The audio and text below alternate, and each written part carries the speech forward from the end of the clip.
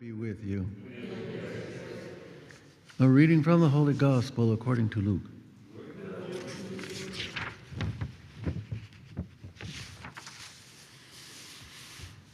Jesus said to his disciples, "A rich man had a steward who was reported to him for squandering his property.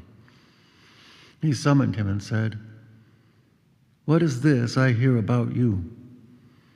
Prepare a full account of your stewardship, because you can no longer be my steward.'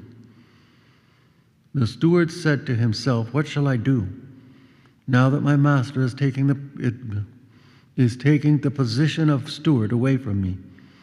I am not strong enough to dig, and I am ashamed to beg.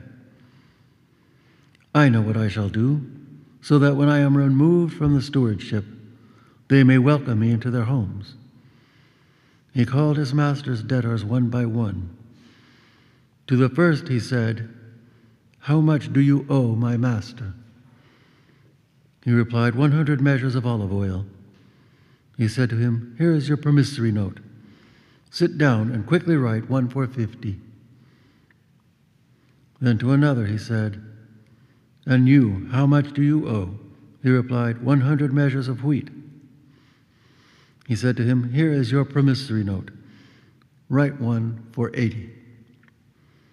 And the master commended that dishonest steward for acting prudently. For the children of this world are more prudent in dealing with their own generation than the children of light.'"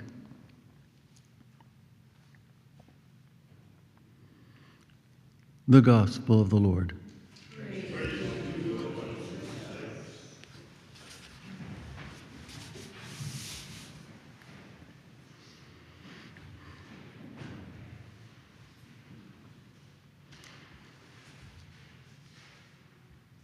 Praise be Jesus and Mary, and forever.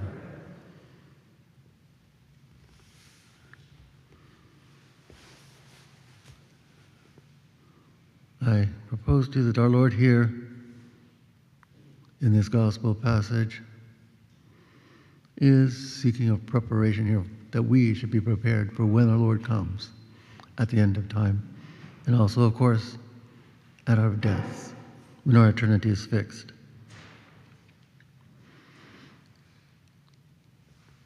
Here he gives us the parable of the steward, the dishonest steward.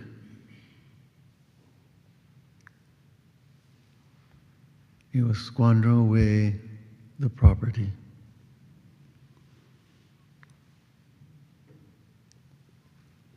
Now, we are all stewards of creation, all that God has given us. We take none of it with us. And our Lord here is telling us we are called to use it properly, not for ourselves, not as an end for ourselves, but to help us towards our final goal. And that is our union with God in paradise. That is our goal. We have to remind ourselves of that. We want to get to heaven, we don't want to go to hell. And in the end, it's one or the other. So we have to use creation properly in order to get us there, to heaven. If we start to think only of ourselves and what happiness can I get now? What can I do for myself now? What can I get now? We are not being the proper stewards we are supposed to be, and we're going to lose it all. Ultimately, we lose our union with God. We lose paradise. That is our Lord is pointing out here. And I note also what he says at the very end here. Those who are prudent, well, if we're of this world, and we seek only of this world, and we're prudent for this world, not towards arriving at heaven.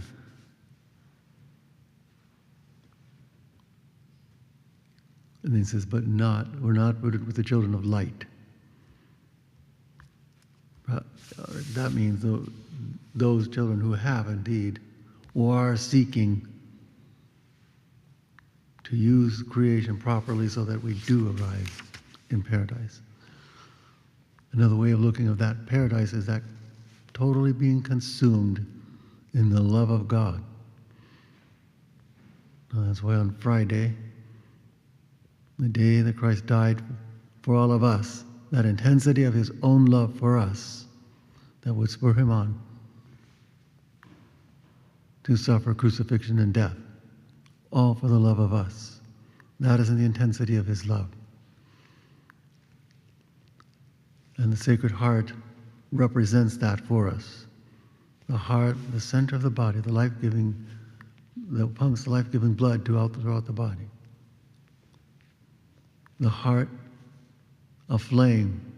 That's how we see our Lord's Sacred Heart, a flame, surmounted by the cross, the sign of his love for all of us. Also the sign, the symbol of faith, our faith in him, that we must always have and continue to make it grow so long as we're in this life. That heart crowned with thorns, surrounded with thorns, pierced with the thorns and pierced in its side, and flowing with the blood and water.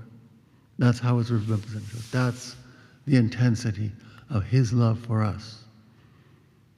Now we must ask ourselves, each one of us, do I love him in return? How much do I love him in return?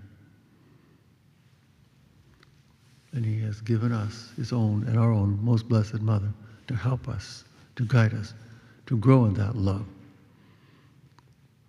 To grow, well, it's in a love, it's in a growth that will continue for eternity. We will continue to grow in his love, to be consumed in his love. And if we are not consumed in that love, when we finish this life, we will not enter directly into heaven. If we're still in the state of grace, we will go to purgatory first to make sure. Well, that's what purgatory is, that cleansing that brings us, that makes us consumed in his love. Then we are prepared for heaven, and only then. And if we die in the state of mortal sin, we have lost paradise forever. We have lost that union with God. And we will know it. We'll know it's our own fault. Let us seek now in this life, and it's much easier in this life, by accepting the trials, the difficulties we have every day, making those sacrifices we need to make every day. We are preparing ourselves. We are beginning to consume ourselves in his love. And the more we do, if we find at the end of our lives, in this life, we are consumed with that love for him, we will then enter directly into heaven. Let us work for that. Pray for that very much every day. Long for it. That union, that loving union that will grow forever with God for all eternity. Praise be Jesus and Mary.